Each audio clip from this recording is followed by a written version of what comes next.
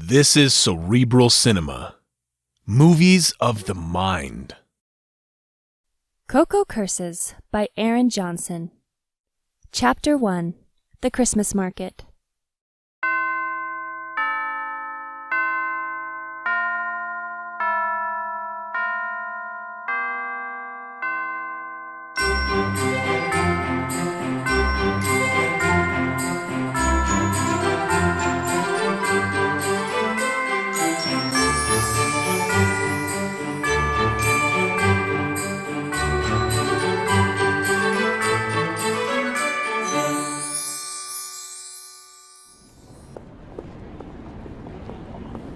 I hurried across the cobblestone main square of Holiday Haven. Though the clear sky was still gray in the morning light, and my breath came out in puffs of vapor, the Christmas market was already filling up with shoppers who clutched their steaming mugs of coffee and cocoa. Fudge! I'd forgotten my thermos back at the cottage. Oh well. I'd grab one at some point from the Candy Cane Cafe. Oops, excuse me! I smiled my apologies as I nearly bumped into a woman who was rolling up the sides of her white tent. Knitted gloves, sweaters, and stockings displayed on the tables inside. She nodded at me, smiling, and I slowed my pace for a moment. Once I rounded the corner of tents, I sped up again. My boots clicked as I hastened past the enormous decorated pine tree in the center of the square. I glanced over at the old clock tower 5 minutes till 9. Humbug. I was still technically on time, but not as early as I usually preferred to be. A work call had delayed me getting out the door this morning. Although I was punctual by nature, I was also genuinely looking forward to volunteering. I'd been a member of Santa's Little Helpers Philanthropy Organization for years. It had become a tradition for our group to rent a booth at the Christmas market to raise funds for different worthy causes. This year, we're selling sugar cookies to earn money for one of my favorite groups, the North Star Reindeer Sanctuary. I spotted our little chalet, an adorably decorated booth with a peaked roof and river rock posts, pine garlands dotted with glass ornaments wound around the posts, and dripping icicles, clear and shining, hung from the eaves. Windows opened in the front, ready for shoppers to purchase and receive their cookies, while 2 long tables waited inside, along with a stone-bread oven for making them. The other volunteers stood outside, stamping their feet and breathing into their gloved hands to warm them. They lined up as if ready to take orders, and my stomach sunk as I realized who was doling them out. Haley Swift, Holiday Haven's resident mean girl and bane of my existence, stood apart from the others. She held a stylish leather clipboard that matched her trendy green sweater, perfectly curled blonde locks, and expensive-looking boots. She looked up and spotted me hurrying toward her. Her eyes narrowed. Then her gaze darted to the clock tower just as the bells began to toll. Haley raised a perfect brow, but kept her sharp tongue to herself as I joined ranks next to Nicholas Sage, a middle-aged man who was our club treasurer. She didn't have to say anything, though. I knew what that judgy brow meant. I was the last to arrive, and almost late, which would no doubt be added to her list of reasons to dislike me. She jotted something down on the parchment with her elegant white feathered quill, probably giving me demerits.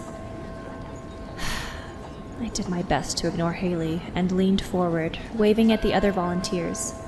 Dr. Dash, Nicholas Sage, and John Merriman waved and smiled their hellos back at me. I was surprised to see John here today. He'd recently lost his only son and had taken a few weeks off from the club to grieve. The deep bells of the clock tower rang out for the final time. The echo bounced around the quaint old stone buildings of the square, and then faded over the rolling, icy wildness outside our picturesque town.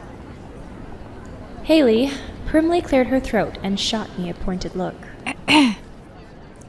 As I was saying, today will be busy. I'm sure I need not remind you that magical people come from all over the world to visit our famed Christmas market here in Holiday Haven, so let's do it proud, She shot me another dark look. I fought not to roll my eyes.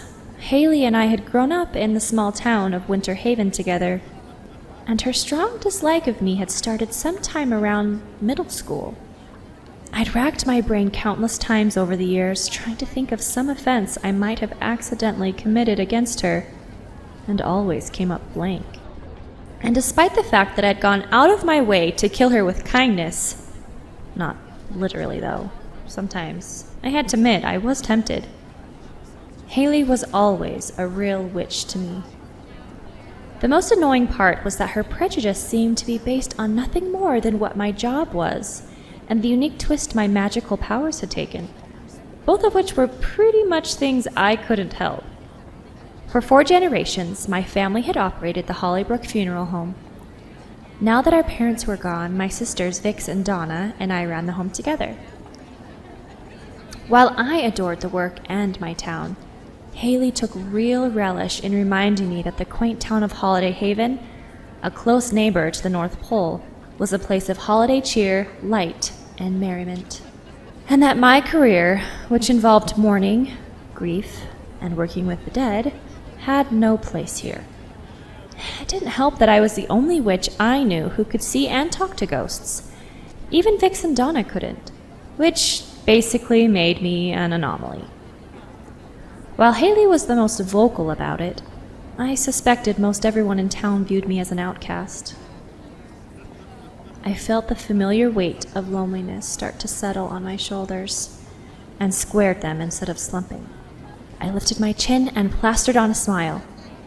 My unique abilities only meant I had to work a little harder than the average person to fit in, and nobody could doubt my work ethic. Haley cleared her throat. John, you're going to be on decorating duty. We're going to need frosting in the following colors: red, green, white.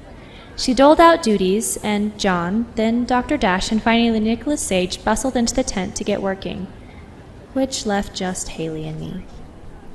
She looked me up and down, a slight curl of disgust to her peachy, glossy lips. You're on cleanup. She drew her wand from the pocket of her jeans, trendy, of course, torn at the knees. She waved her wand, and a gray smock, yellow rubber gloves, and a hairnet magically appeared in my arms. I frowned down at them. Then I looked up at the smirking Haley. I gazed with longing at the charming cookie chalet. I wanted to be inside with the others, stirring up dough, cutting out stars, or decorating with frosting and sprinkles. I looked back down at the drab cleaning garments. But Connie and Philippa put me in charge. Haley lifted her chin and shot me an icy stare. While I normally liked Connie quite a bit and respected Philippa, the co-chairwoman of our charity club, I had some serious doubts about this particular decision of theirs. Then again, Haley had a way of turning on the charm when she wanted to get her way, and if that failed, she'd just snowplow through any resistance, so I really couldn't blame them. Haley jutted her hip out and hugged the clipboard to her chest. This is a Christmas cookie sale, Rude. Dear Santa, I hated that nickname. She was the only person I knew who didn't call me Rudy. We don't want Santa's little helpers to be associated with death, okay? She curled her lip. Nobody wants to eat a cookie made by someone who's been touching corpses all night. Not that it mattered to her, but as the funeral home's director, I didn't actually touch that many dead people. My duties mostly included consulting with the grieving families, managing the home and funerals, and being a master of ceremonies of sorts for the actual services. Then again, touching any bodies was probably too many in Haley's book. I looked back down at the drab gray smock and sighed, my stomach heavy with disappointment. I'd been so excited to get dressed this morning. At the funeral home, I always wore head-to-toe black out of respect for our mourners. But I longed to dress in the cheery red and green that all of Holiday Haven seemed to be decked out in. Christmas was only a week away, after all. And while our town and the nearby North Pole were always in Christmas mode, near the actual holiday, the cheer turned up to 11. I donned my green wool coat, which cinched at the waist and looked pretty against my dark auburn hair. I'd pulled my long locks up into a high ponytail over which I wore white fuzzy earmuffs and matching gloves. I'd put on my vintage long-sleeved red wool dress, brown wool tights, and fur-lined ankle boots. Now I had to bury my cheery outfit under a boring smock, rubber gloves, and a hairnet. I glanced up to find Haley looking smug. She pointed across the square toward the clock tower. You'll need to lug the trash in and out. There's a designated dumpster down that alley by the tower. I'm also going to need you to keep the workstations clean and to wash all the dishes and utensils. I winced. Couldn't we use magic for all of that? She shot me a simpering smile. I prefer the personal touch. With that, she swept inside the tent, which was already starting to smell like butter and sugar, leaving me out in the cold alone. Wow. She'd gone full Grinch.